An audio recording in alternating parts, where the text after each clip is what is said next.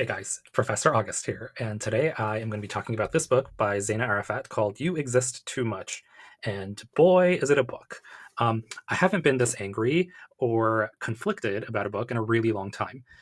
The narrator, I really dislike her so much. The author, Zaina Arafat, all the flowers and praise she's received, good, she deserves it. Um, but damn, I made a mistake before I started reading this. I looked at all of the reviews and I looked at Goodreads, and of course, on the cover, it has Roxane Gay, who's one of my favorite writers of all time, saying, my favorite book of the year. And so I went into this book with really high expectations. And by page 20, I really disliked the narrator. By page 50, I hated the narrator. And it was about three-quarters into the book where I realized, the reason I dislike her so much is because she is exactly like somebody I know in real life. A brown, Middle Eastern, Muslim, queer person who just makes really, really bad decisions. Oh, and they're also a writer because all of the decisions they make, they come to regret because writers have to be, like tormented. No, baby girl, you make bad choices because you like feeling regret. That's who you are. Um, I have a lot to say about this book. I'm glad I'm done reading it. I haven't been this happy about finishing a book in a very long time. And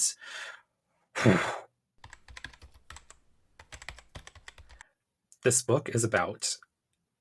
Is there a plot? Yeah, there's a plot. This book is about a queer, bisexual, Palestinian American Muslim DJ sort of writer, sort of. And the book starts off with her, the narrator, not being in therapy, and then she goes to therapy for love addiction, and then the book ends with her not in therapy. And she regales us with all of her failed hetero and same sex relationships. Yeah, that's what the book is about. We get flashbacks. So the whole tale is told as recollections mostly. So the reason why I didn't stop reading the book is because I love the structure and the way that the author put this narrative together. The narrative is very loose. So it's not a linear story where you're going from point A to point B. There's the rehab part, the rehab part, and the post rehab part. But the majority of the story is told as small vignettes of, oh, there was this person who I fell in love with who was inappropriate for me to fall in love with, and yet I did stuff with them. And then here's another person I fell in love with, and oh, they treated me badly, but that's because I behaved this way. And oh, here's another person I fell in love with. And it's just kind of like repetitive in that sense where it's just a telling of really bad, inappropriate, socially like morally questionable relationships with older women and older men and peers and therapists. And I mean, it's just like every relationship this narrator, the character goes into, like, oh, bad choice, bad choice. um, the mom is also a character in this book who is really dislikable, and I'll talk about her in a few minutes. So the story really just is a telling or a regaling of these failed relationships. There's really only one major character in this book, and that's the narrator. There are a bunch of other smaller characters who come in and out because they're her lovers. The only other really consistent character who doesn't appear that often actually is the mother, so the narrator's mom. She's terrible. Like there's one section that kind of makes her sympathetic, and you're like, oh, maybe she's not that bad, but the way she treats the narrator is kind of horrific. The mom apparently comes from a really rich Palestinian family and has the potential to become something really big for herself, create her own life. And when she's young, she falls in love with a Palestinian boy who is not from a rich family. I think he's from Nablus. And they fall in love, she gets pregnant, and they have the narrator, the main character of the book. The mother is really, I would say, abusive towards her daughter, the way that, like, emotionally abusive, the way that she treats the daughter, telling her that she's average and she makes really poor decisions, and which is true, but there are better ways of saying that to your child. Um, and the narrator kind of views her mom as this kind of imperfect, perfect entity. And so she reveres her mom, but also despises her mom.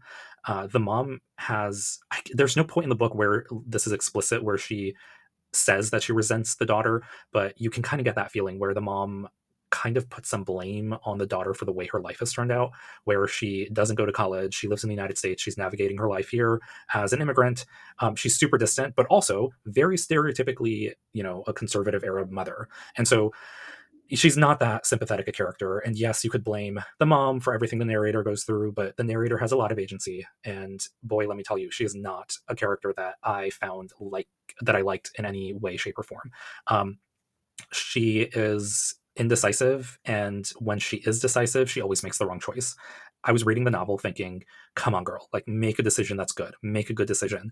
And literally every decision she made was in to feed this obsession that she has. So in the book, it's called Love Addiction. So she goes to this therapy, this 30-day therapy thing to help her cure herself of love addiction. It doesn't help her. And she walks away with this one phrase: insanity is repeating the same thing over and over again, hoping for a different result. And that's really what this book is about. That quote appears multiple times in the book, where she just makes really, really bad decisions over and over and over again. And by the end of the book, I was thinking, yeah, this girl is insane. She's making these terrible choices. Um, she irked me, the narrator, early on in the book, and I couldn't quite place it until three-quarters into the book, when I it just finally clicked for me. I was like, ah, I know this person. I know this girl. I've gone to school with this girl. She is somebody who, like, when there's two choices in front of you, there's the right choice and then the choice that isn't particularly appealing. It's not all that more appealing than the right choice, but it is definitely the wrong choice. The one you know you are going to regret, and you still do it anyways. Um, it just happened over and over in this book. And by the end of the book, like, the narrator is self-reflective enough that she realizes what she's doing.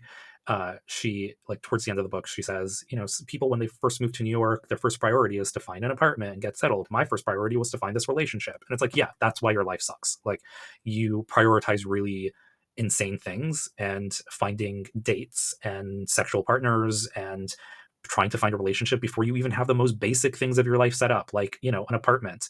Those were the things that made me really irritated and infuriated me.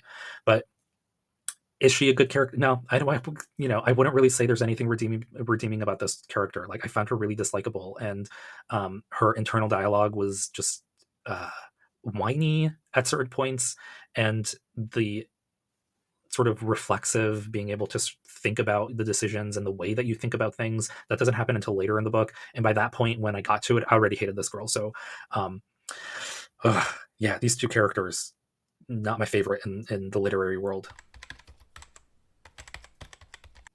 It's an easy book to read. It's not that hard. It's about 250 pages. It's short, and it's really conducive to breaking up into different parts.